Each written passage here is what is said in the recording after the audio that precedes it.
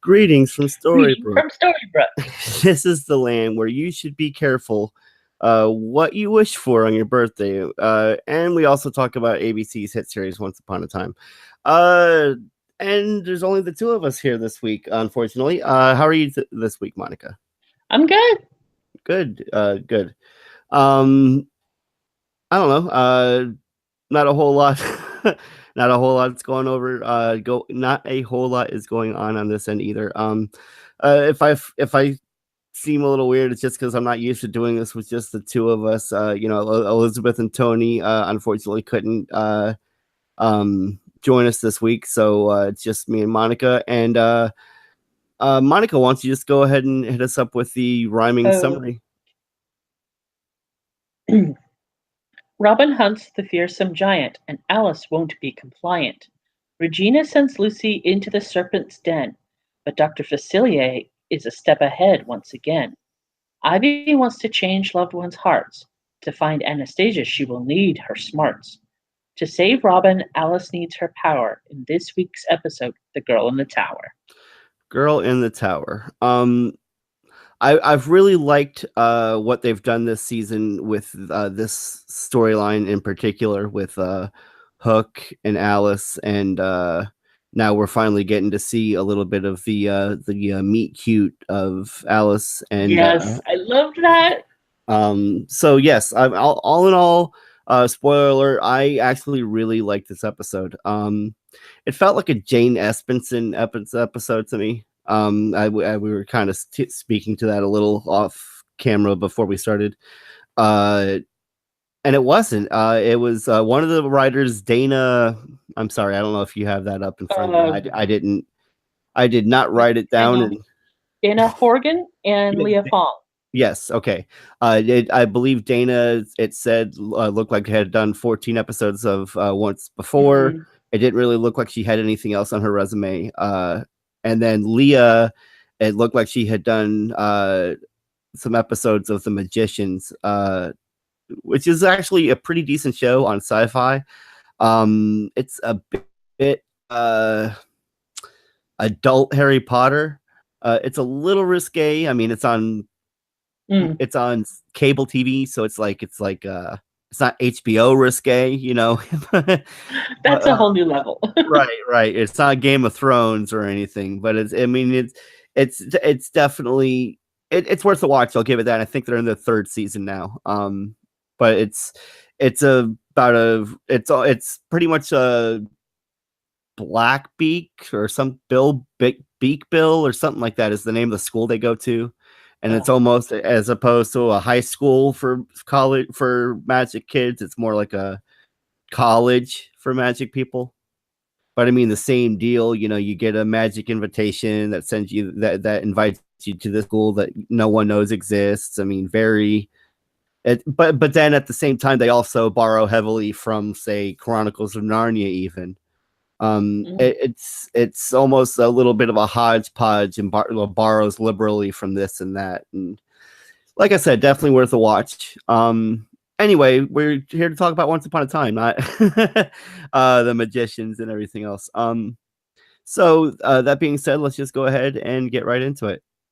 So in The Girl in the Tower, years ago in the Realms, Alice sets up a tea party. I'm sorry, I'm going to have to blow this up so I can read there we go. Years ago in the Realms, Alice has set up a tea party to celebrate another birthday alone. Just as she blows out the candle, a troll tears the top off her tower and helps her escape. Flash to today, Tilly visits the troll bridge to try to make sense of what's happened. Sirens blare in the distance as Rogers arrives and tells her to get in. He wants to help prove her innocence. In the Realms, Alice watches her pop up from a distance when Robin mistakes her for a spy and captures her in a trap. Hell of a way to start a meet cute. Once formalities are out of the way, Robin lets Alice free. The troll roars in the distance, and Robin tells her she has been pursuing this troll who has been destroying villages. Alice recognizes the roar of the beast who saved her and runs after Robin, trying to stop her. At Ronnie's, Regina and Lucy make preparations for Operation Hyacinth. Regina plans to distract Sandy so Lucy can snoop in his apartment, see what he's up to. Selena overhears, and Regina makes a sloppy excuse that her sister obviously doesn't buy. Meanwhile, Ivy and Henry offer each other some advice. Apparently, Ivy's on an apology tour, and Henry's a bit confused. Just as Ivy leaves, Rogers knocks. He's got Tilly in tow and needs Henry's help. I didn't really have. I didn't write down anything to talk about from these sets of scenes. While I kind of looked that over, Monica, what did you have anything to?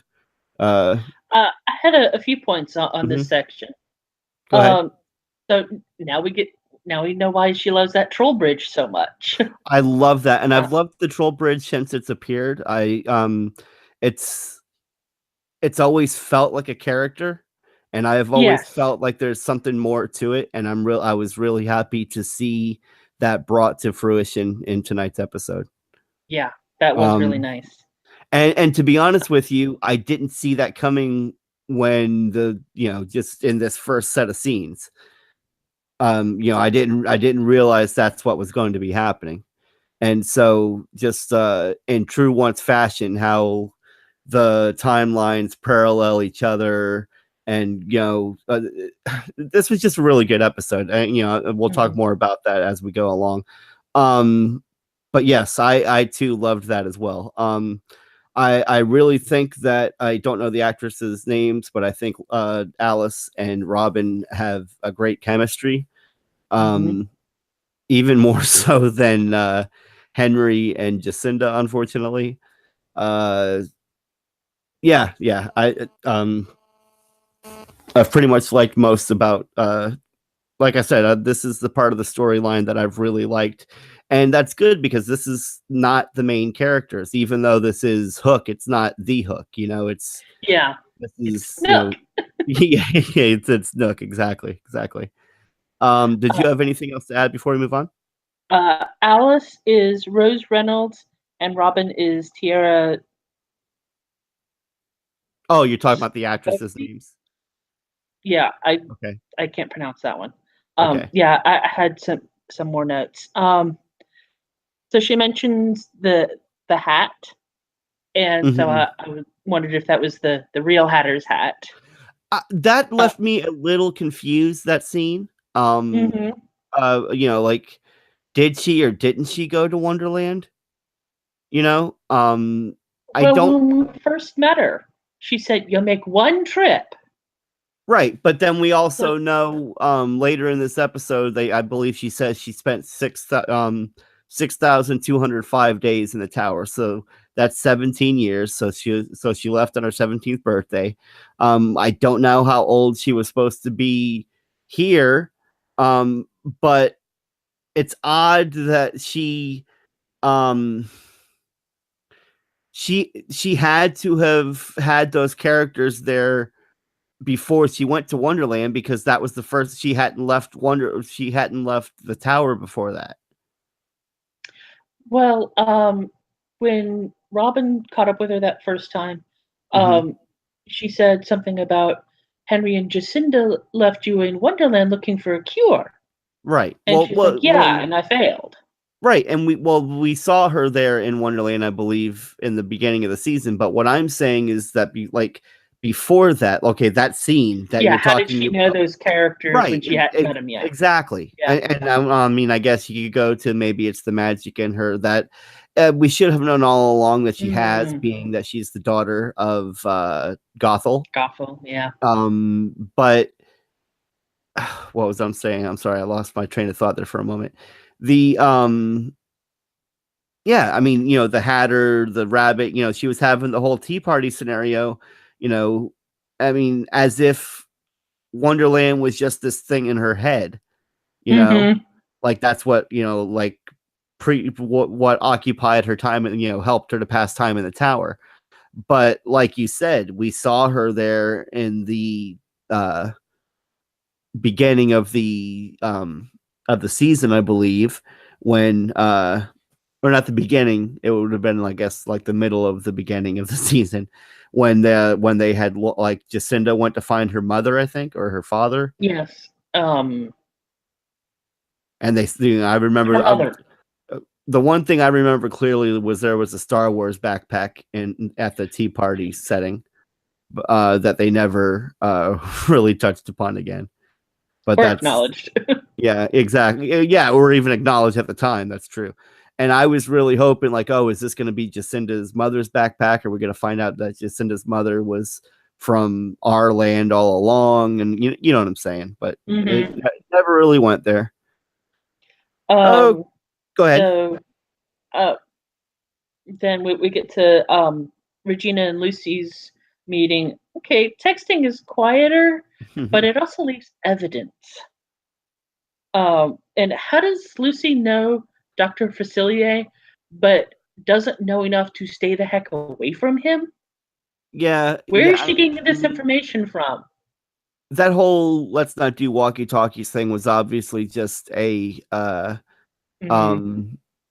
thing to be able to show, in the later Henry in the Regina episode. reference. Yeah.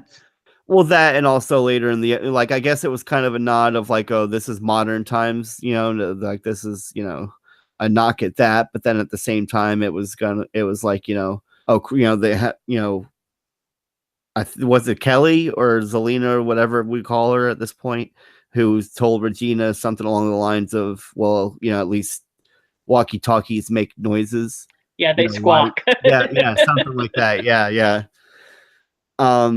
But yeah, exactly, and that's exactly why they did it, so that she could be like, oh, well, I left the phone in my backpack. I mean, that whole thing. But yeah, that confused me as well. Like you were just saying, how does she even know who Sam D / Facilier is? Did Regina already tell her? And why is Regina so open about everything at this point? I mean, she should keep some cards close to the chest, in my opinion. Yeah. Anyway, one last thing. Go ahead. Ivy is actually winning me over.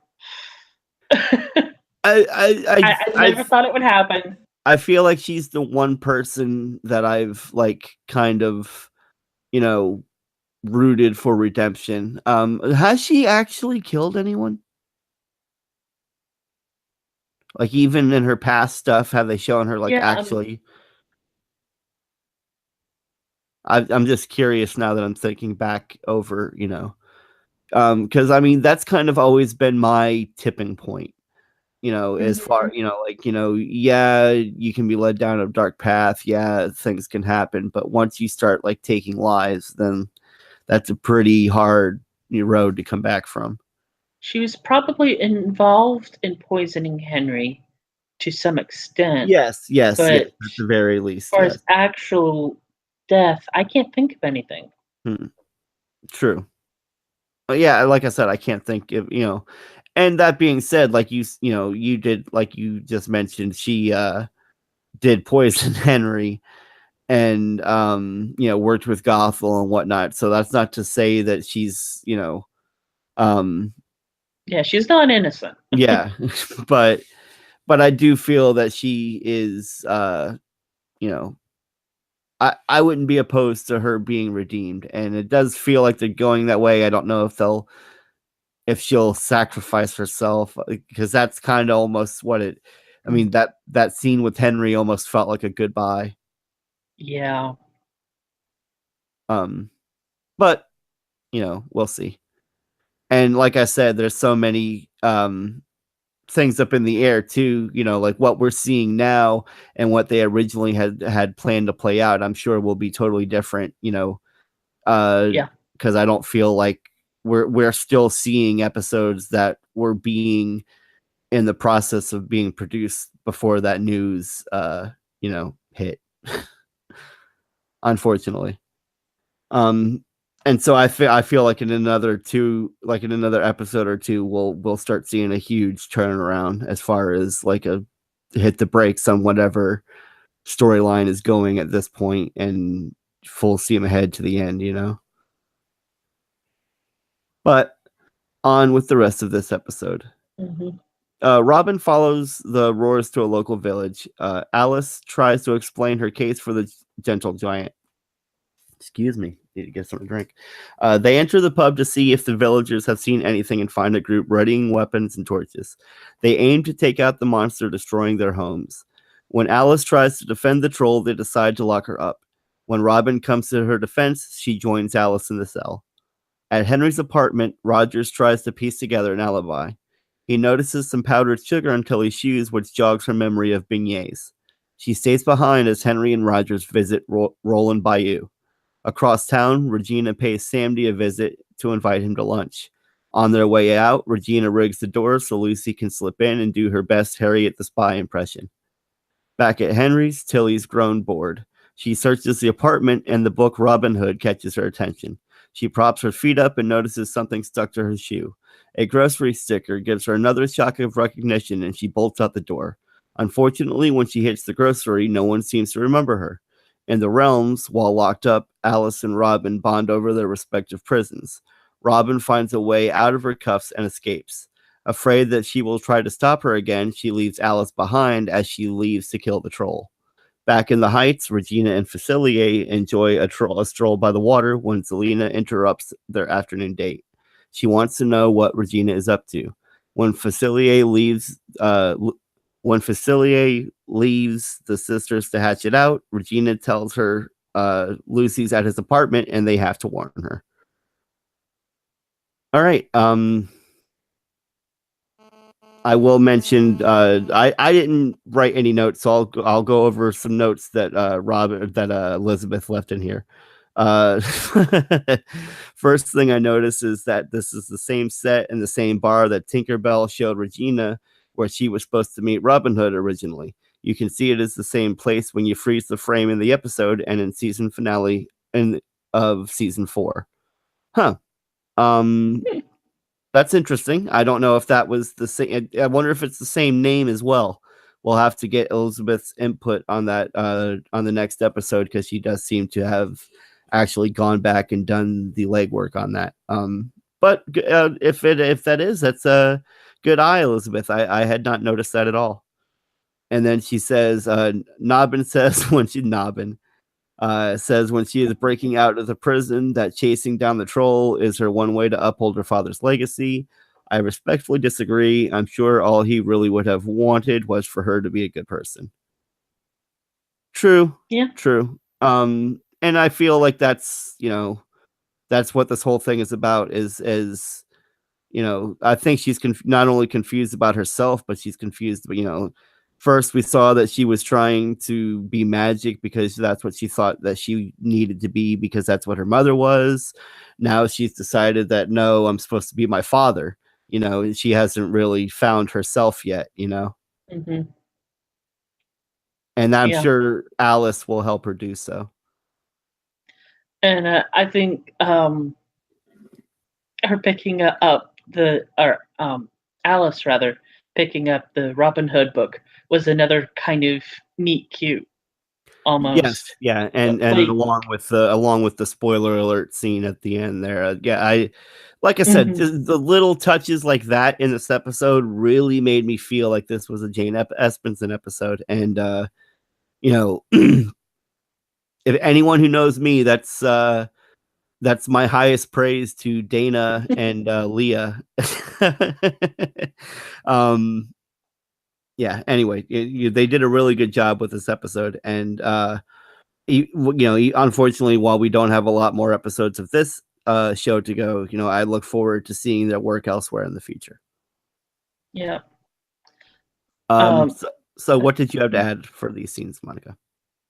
I thought the Regina Lucy thing with the tape was some on a budget 007 stuff. She pulled that out. I'm like, oh, that's slick. And that's it. Okay. Okay. Yeah, and I'm gonna have to double check on that bar reference that Elizabeth put forth because, like I said, it wouldn't surprise me. I hadn't even thought about it, but having heard that from her, it wouldn't surprise me if that's the case. and a And nice the Robin nod. Hood connection. Right, that's exactly what I was just going to say. And a nice nod with, Robin's father, Robin, all Hmm. that good stuff. So, moving on. After leaving the grocer, Tilly wanders aimlessly. Rogers and Henry find her, and she tries to find an alibi, but no one remembers her. They don't even know who she is. Rogers asks her to retrace her steps, and she finds her backpack in a dumpster. They decide to get off the streets before checking it out. The villagers stand with pitchforks, in the realms. The villagers stand with pitchforks at the ready. Robin shows up to take down the beast, and just as she is about to take him down, Alice runs in and interrupts her shot. The angry mob begins to encircle them when Alice closes her eyes and Emma's bug suddenly appears, whisking them away. Back in the Heights, Regina tries to warn Lucy that Sandy is on the way, but she doesn't notice the text till she picks up her phone to take a picture of Sandy's tarot cards, which is just in time. She grabs her bag, hides under a table, and slips out the door before anyone is the wiser. Meanwhile, Tilly and the others arrive at Henry's. Tilly searches her bags for clues to where she was and finds 2 locks of hair. Roger tells her about the connection to the killer, and she freaks out and runs away. So, okay, I or Elizabeth didn't write anything here. As far as it was obvious. It's obvious to me that Tilly's not the killer. I never really thought for a moment that she was. They even tried to play it off with her not remembering that, like, oh, maybe someone's controlling her or putting her under something. Maybe there's a way that she is responsible but isn't responsible. But Mm, I never really thought she was. no. I really don't know. I don't have anything to add here. Monica? I just, as you were talking, something that kind of bugged me watching it. Go ahead. When Emma's bug shows up, Mm-hmm. if Alice is the one that produced it, all she knows of cars is one picture. How did she get it so right? And I know it's in the script. Yeah. I thought that was funny. Yeah. And Even down to the sound. true. I mean, like you said, it's just kind of. I hadn't thought that deep into it. But I can understand where you're coming from. But like you said, also with the it's an hour show. They can they did the best they could. At least they had the scene where Robin showed her the picture of it and explained what it was, and so that at least there was that tie there. And then just out of curiosity, did by this scene, did you have any inkling that she was the one responsible for the troll in the car? Or was that kind of a surprise to you when Robin mentions it later? Oh, the scene with the troll and the car. No, that one caught me off guard. Okay, so like at this point, you didn't like when the car came out of nowhere. Were you surprised? Yeah, well, I was like, obviously surprised. Am I going to jump out of that thing? Right. Well, true. Yeah, but I guess did you have any inkling that it might be Alice that had brought the car there? No. Okay. No, And I was totally confused when there was no one driving. Okay, so you really didn't have any. It was just kind of WTF. Yeah. Okay. Okay. Yeah. All right. I was just curious because I didn't really. Yeah, I didn't put 2 thoughts into it, but at the same time, like you just said, I really didn't. It made sense when Robin put forth the theory, and and I thought they laid it out pretty well in the show as well. As far as backtrack, you see it happen. Explaining how it got there in the first place. All of it. Yeah. Sorry, I don't know if I. Okay, so is that all we had to say about that scene before I move on? Then. Yeah. Okay. So Emma's bug pulls up to Alice's tower, and she tells Robin how she came to leave the tower after 17 years when the troll appeared. As it roars closer, Robin pieces together that Alice is the reason the troll is here. Her magic brought it here, and only she can stop it. She thanks the troll for everything he's done and tells him that he can go now because she's no longer alone. With that, the troll morphs into a golem form of himself. Back in Seattle, Tilly is so lost she's even asking the troll bridge for answers. When he has none to offer, she tells him that she has to go. She's just about to wander into the path of an oncoming vehicle when a hand reaches out and grabs her. It's Kelly's daughter, Margot, back from Tibet. Tripping over my words tonight. After a bit of a meet cute, Tilly tells her she is leaving town. Margot ran away too, but she tells Tilly sometimes you have to face your fears. As she leaves, Tilly notices a book and asks her what she's reading. It's her favorite, Alice in Wonderland. Tilly stands pondering Margot's words and staring at her friend the troll when Rogers pulls up. He's run out of time and has to take her in. He tells her he won't stop trying to find someone to prove her alibi. Tilly sees the troll's gleaming eye and tells him she thinks that she's already found him. So yeah, once again, full circle with the troll here. I really like I felt from the beginning that there was a character there, and I just like I'm just repeating what I said from the beginning. Yeah. I just really liked what they did with this. The whole you've seen me, you've always seen me thing with the security camera thing. Just everything about this episode, the whole analogous, once again, I really like this episode. Especially in fact, the more I talk about it, the more I like it. Did you have anything to add here before I move on? Oh, just when the troll picked up the bug, I'm like, no. I thought he was gonna smash it. Oh, well, it was just a figment anyway. It wasn't. But I think that was. What do you think it was like? Actually, I'm sorry. I'm trying to remember the timing of it. When did Robin put that forward, and when did he pick up the car? Did she? I'm confused as to what you're asking. Did Robin say, you're the one that did this in the first place, bringing these things to life? Right. Did that happen before or after the troll picked up the car?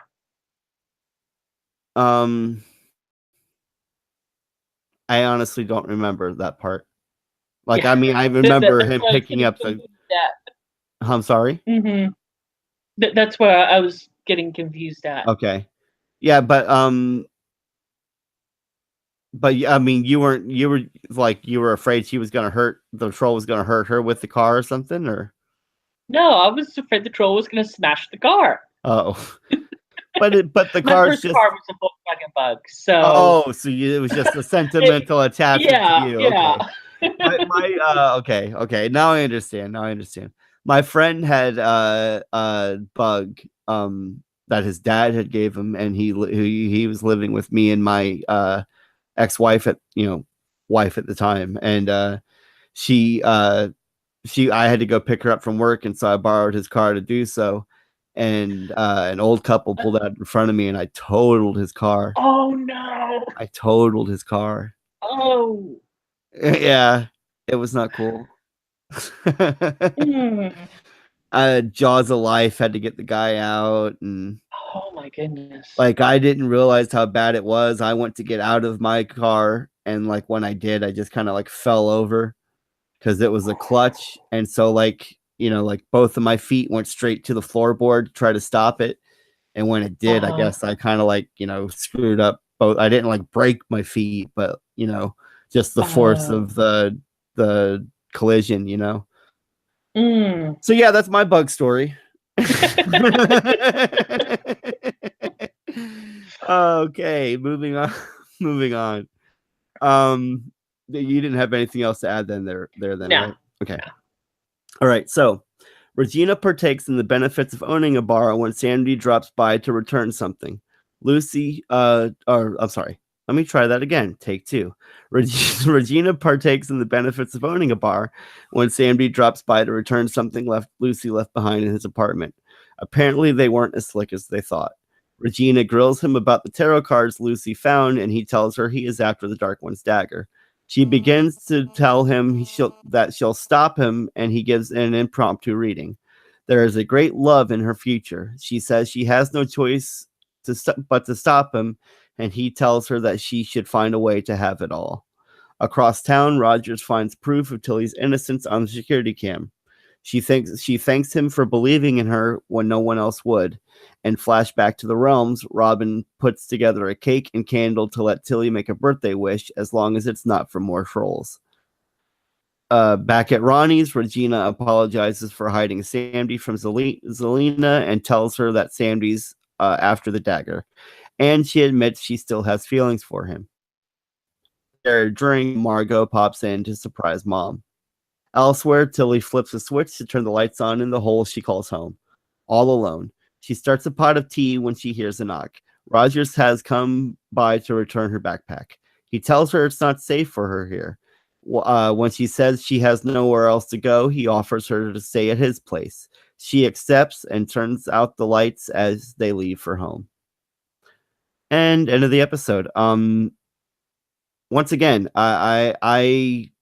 this Alice Nook, Alice Hook, whatever you want to call him, this storyline has been my favorite. Even if you take Rapunzel and all that out of the equation, I just like. I've always been a sucker for Father. Sorry, I don't know if you heard that beep or not. I've always been a sucker for father daughter, father son type relationship, like in movies and TV and stuff like that. Field of Dreams and all, those type of storylines are always like, for some reason, I'm a parent, so I'm sure that has a lot to do with it. But those always tend to like really hit me hard, and it doesn't hurt that the two actors, involved in the storyline are, good, and then I like Robin in there as well. I like that there's finally this kind of relationship being portrayed validly, not just in a throwaway episode. They tried to throw Mulan and Red together, or was it Mulan and Red? Red Riding Hood and Mulan?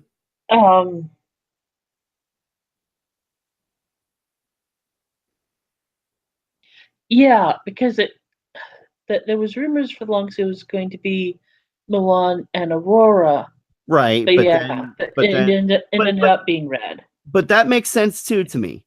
Just because the girl has feelings for Aurora doesn't mean Aurora has feelings for, Yeah. That didn't offend me. The Red and Mulan thing almost felt like they were just trying to satiate fans, They were like, okay, well, here you go. Here, you can have that. And they weren't regulars on the show. They weren't semi-regular. They were nothing.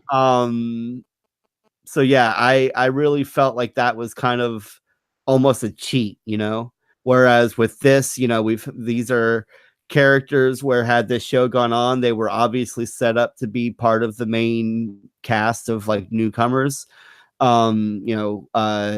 This year has focused on their story, at least in some part, and probably will do so even more so going forward into the rest of the season. And it's just a shame that the season is ending now, because I really like these two actresses together. I like this ensemble, and I feel like they're finally, catching their stride as far as telling stories. I really like tonight's episode. Monica, do you have anything to add? The first time I watched it, I actually didn't recognize Robin when she saved Alice. It wasn't until she walked into the bar and was like, "Mom," I was like, "Oh crap, that's who that is under that hat and glasses." Oh, really? Even during the first scene with Tilly, you didn't realize Yeah, that was when she pulled her out from being hit from by the that car? car. Yeah, yeah, uh-huh. Yeah, yeah. Oh, I'm wow. like, "Oh, who's this random chick?" Okay. Okay. Oh, that's who that is. I mean, I could see that. She looks so bookish, Oh no, and we've never they seen her definitely did look her that up. way. They definitely did her up. They definitely. I mean, whereas Alice looks similar, very similar in Yes. both scenarios. Very, very bohemian. Um, nomadic. I mean, she has a very similar attire, and Hmm. you can obviously tell. I mean, although they did a good 17-year-old version of her, with her hair straight and with a dress that was kind of akin to what you would imagine Alice would wear. Actually, in the book, she's a little kid, like 6. Well, yeah, I know So. that. I know that, but I'm just saying in the Hmm. cartoon though, I think she's It's that same dress from the cartoon. right, exactly. But in the cartoon she's what, maybe 15, 16? It's been so long since I saw I that, know but she's not 6 or yeah, 7. maybe. I mean, Yeah. maybe She's definitely somewhere in between, at the yeah, I very mean, least. yeah, I mean, I would maybe 12, maybe. Yeah, You know, at least 12. yeah, yeah. I mean, she's a young girl. She's not a Hmm. toddler or but anyway, Yeah. um, I don't even know where I was going with all this. Did you have The, anything to add? no. No. Okay. Yeah. Okay. So, I think that does it for the episode as far as the recap goes. So that just leaves us with hmm. I guess we'll just. I guess I might have a few questions. Okay. Okay. Last week I was asked. I was mentioned something about the Guardian. Um, the what am I trying to say? I think the consensus with everyone was that it was probably Anastasia, but I mentioned that it still could be Alice. Especially after tonight. Hmm. With what we've seen, I feel like that's, definitely a candidate for Guardian. I can't think of anyone else that could be besides those two, unless there's another chessboard or chess piece that hasn't been pulled out yet. Um, Yeah. but I've got to say I think my money's on Alice at this point. Now, as far as what all of that means for Rumple, we really still don't know. We're talking about a prophecy here. Those are always cryptic as far as like Mm. does what that means. Um, but I'm sure that that's going to be part of what happens towards the finale, if not in the Yeah. finale itself. I thought it Um, was Alice ever since Rumple walked through that portal. well, yeah, And then when exactly, we because they mentioned uh, him having to find the Guardian as soon as he pops it, and then the next mhm, moment, Alice. yeah. Uh, and then when we found out Anastasia had magic, I was like, okay, that's a possible secondary contender, but I I was always um Team Team Alice. Alice.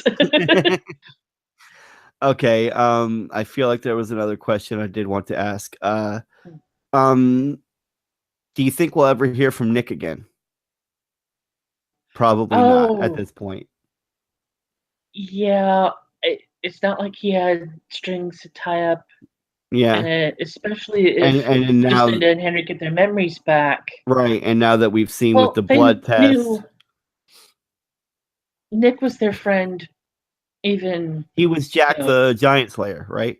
yeah. If the curse is lifted, then they're all gonna be friends anyway. Right, So that's true. So he might be there maybe, for the end as that, but I don't yeah, think we'll see him as Nick again. yeah. I Well, don't think that because like I really don't feel like there was any there's no point real in love. seeing him as Nick again. Right. Yeah, I was just gonna say there really wasn't any real love triangle to be had there to begin with. Yeah. Um And do you think the doc or the whoever is killing these people, do you think it's someone that we've seen already? And if so, who do you think it is? Or do you I was have any thinking about clue? that as you were reading the review. I thought maybe Dr. Facilier, but that doesn't. I mean, assuming he really is going after Rumble's dagger, Mhm. those two don't seem like So you they think would be there's a chance he's lying compatible, to Regina? or he's not the killer. I Either he's lying, or Okay, because I don't we've think he's up to both. we've seen the hands of the killer, right? At the very Wearing least, gloves. right? But they do seem dainty at the very least. Oh. Like I seem to remember them Eh, feeling like the hands of a woman. Well, feel like that like when I saw the hands doing yeah, what they were doing, slender hands. yeah, they didn't seem like bulky, they didn't seem like Yeah, male I hands. They think it seemed like was female in. hands. Oh, we've seen them when they clip the hair. Right. Uh-huh. That's what it is. And took the files from And I the don't remember them being particularly bulky, but I don't. and Sandy's a slender man Because I anyway. remember thinking it was an in between, not I don't know. really. And it might just be me for some reason, putting this on it myself, but for some reason, Yeah, I just seem to recall as I was watching, that they seemed, feminine. I But it's yeah, hard to I say. remember thinking it could be It's either way. because they were black sleeves So and gloves. So, like you yeah, said, there's no telling yeah, who, you don't know how bulky the gloves were. True, So and anything, you couldn't see the skin color of anything. You couldn't, because the yeah. gloves and but like Facilier does wear those gloves, I believe, Mm. Well, and oh, I if it's mean winter, who doesn't have dark gloves? that's true. I don't know, just food for thought. I just thought we had a few minutes to kill, and I thought I'd throw something out there to speak about. But really, other than that, I don't think there's going to be too much more going forth. I mean, there's whoever's killing the witches and whatever's going on with Facilier. I think that's really all we're left with at this point now. Um, Is and Gothel still up to anything?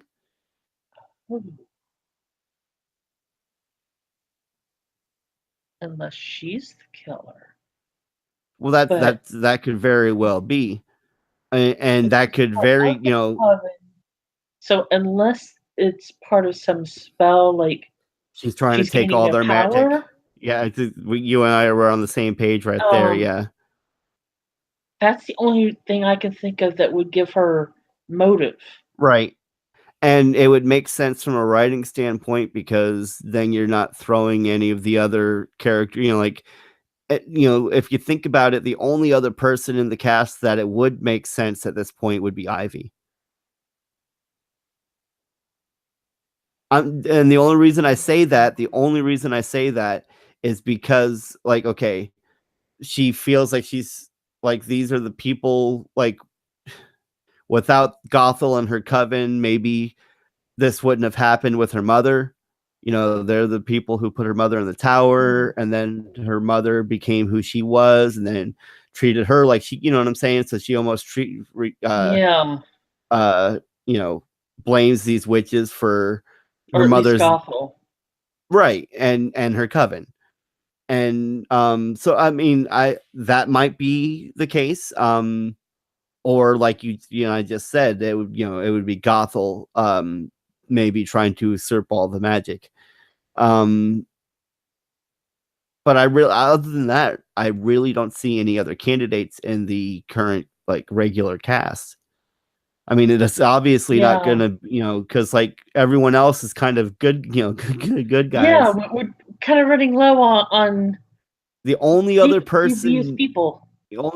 maybe is Drew, because Dr. Facility has him under his control. Oh, that guy. Okay. Again, just Yeah. because of what you had, just because of the reaction you just had. Oh, that guy, we can throw him away. Do you know what I'm saying? Because Yeah.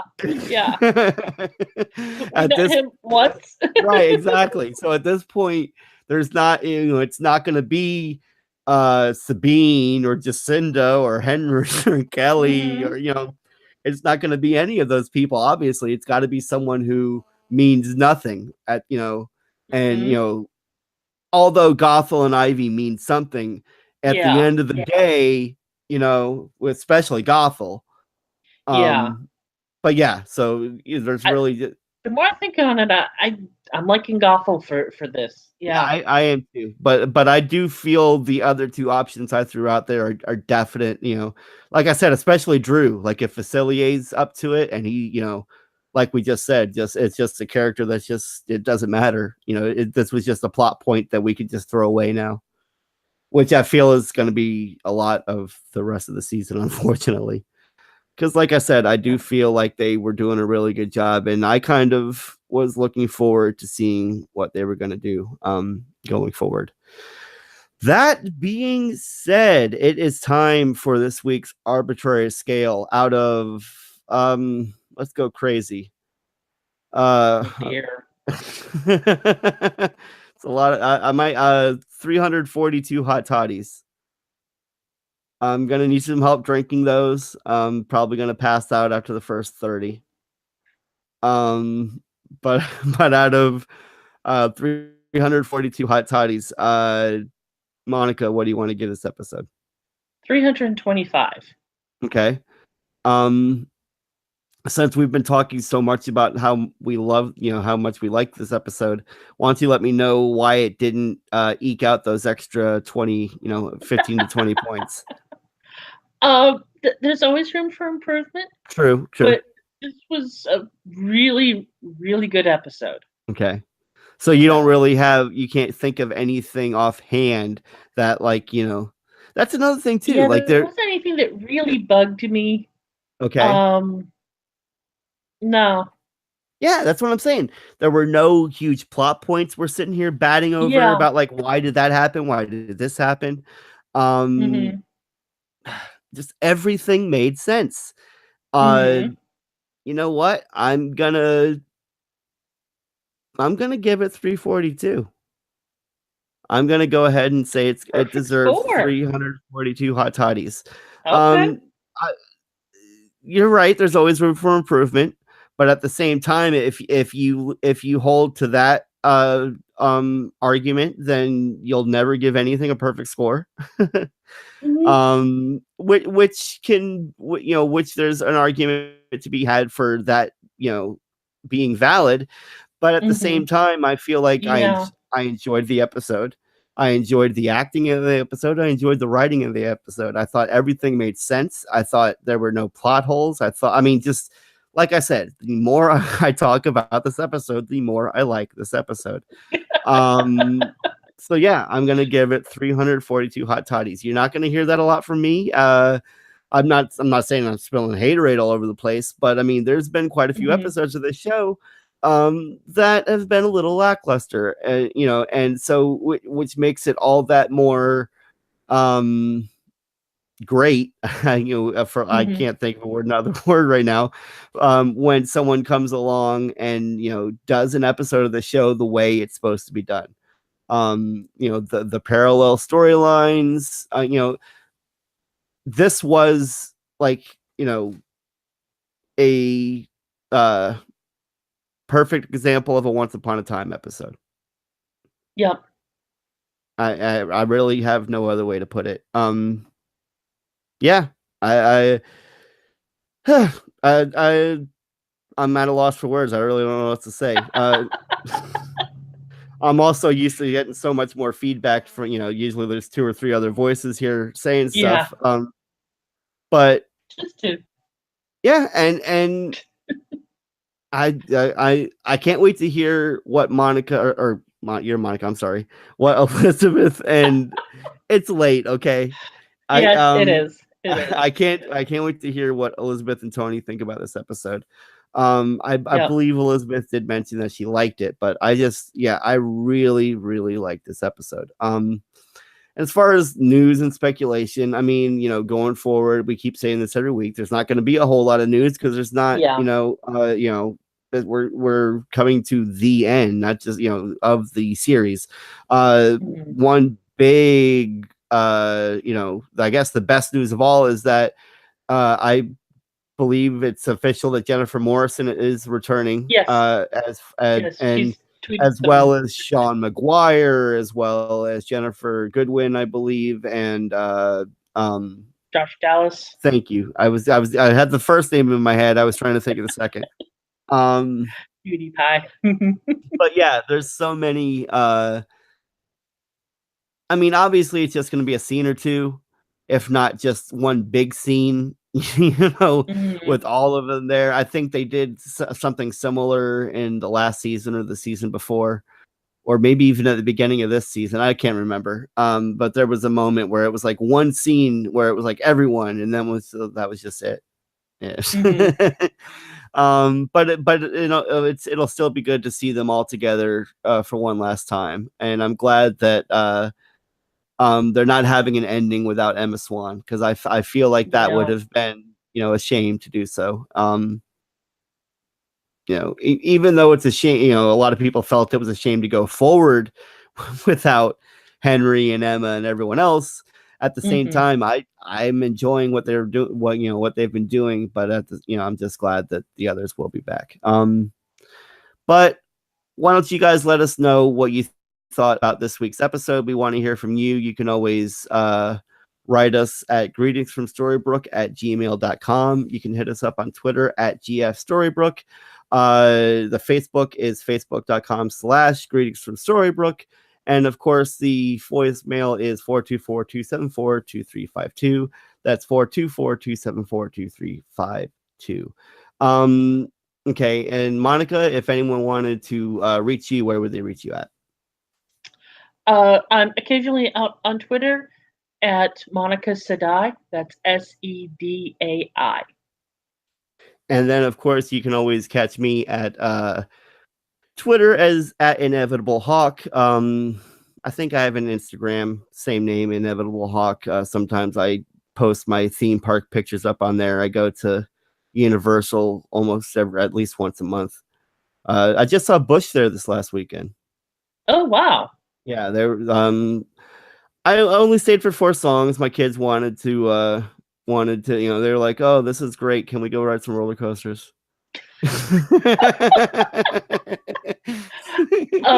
I was driving into work yesterday morning, and these state troopers, just one after another, kept zooming by. I'm like, what on earth is going on? And there was a couple of vans from a funeral home. Oh. And I'm like, what the? And I looked it up when I got into work, and I'd forgotten that our former governor, Zell Miller, had passed away last week. Mm-hmm. So I'm willing to bet that was his funeral procession. Oh, well, because the funeral was going to be yesterday in downtown. Oh, so I bet they were heading down there. Oh well, so, yeah, that was like, what? It had to have been 10 or 15 cop cars. Oh wow. Yeah. Must have been someone important. Yeah. All right. Well, I think that's gonna do it for us this week. So I always get long-winded at the end here when it's just I got the music up and everything should be easy to go here. So until next week, guys, greetings from Storybrooke.